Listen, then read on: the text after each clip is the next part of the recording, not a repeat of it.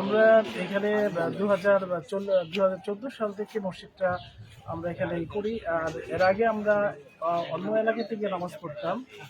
বিশেষ করে নয়াপুর এলাকাতে সোনারগাঁয়ের মধ্যে 3 থেকে 4টা মসজিদে সৌদির সাথে মিলে আমরা ঈদ করে থাকি।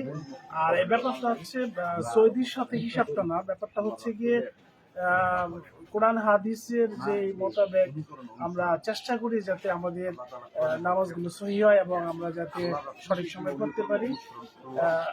যেহেতু আসলে আপনাদের অনেকে কৌতূহল থাকতে পারে যে আমরা কেন একদিন আগে নামাজ পড়ি বা কিংবা সৌদির সাথে মিলে কেন নামাজ পড়ি, এটা আসলে অ্যাকচুয়ালি মানে আমি যতটুকু জানি সবচেয়ে দ্রুততম বাহন যখন নবী করিম সাল্লাল্লাহু আলাইহি ওয়াসাল্লামের যুগে ছিল, আপনারা জানেন যে ঘোড়া ছিল, ঘোড়া দিয়ে যদি একটা খবর পৌঁছতো বা এরকম একটা বুখারী শরীফ একটা হাদিসও আছে যে ইয়ামিন থেকে এক সাহাবী খবর নিয়ে আসতো যে ওখানে চাঁদ দেখা গেছে, তখন নবী করিম সাল্লাল্লাহু আলাইহি ওয়াসাল্লাম সাথে সাথে সাহাবীদেরকে বললেন যে তোমরা কালকে ঈদের জন্য প্রস্তুতি নাও।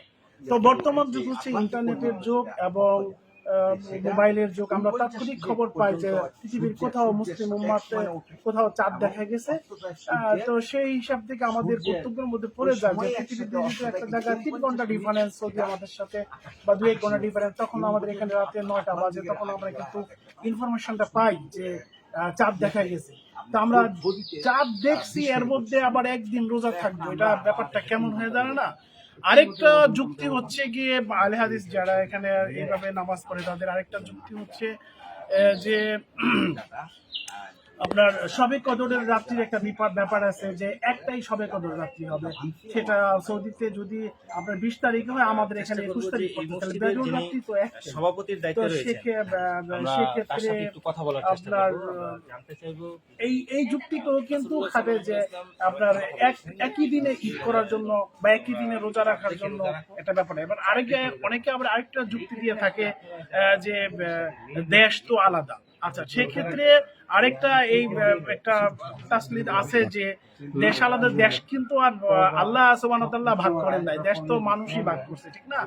তো এখন যদি পশ্চিম পাকিস্তান আমাদের এখানে আগে একসাথে আমরা দেশ ছিল, পুরো ভারতীয় উপমহাদেশ একসাথে দেশ ছিল, তখন যদি ভারতের দিল্লিতে চাঁদ দেখা যেত বা পাকিস্তানে কোথাও চাঁদ দেখা যেত, তখন কিন্তু বাংলাদেশে পূর্ব পাকিস্তানে তা অবশ্যই রোজা রাখতো বা ঈদ করতো।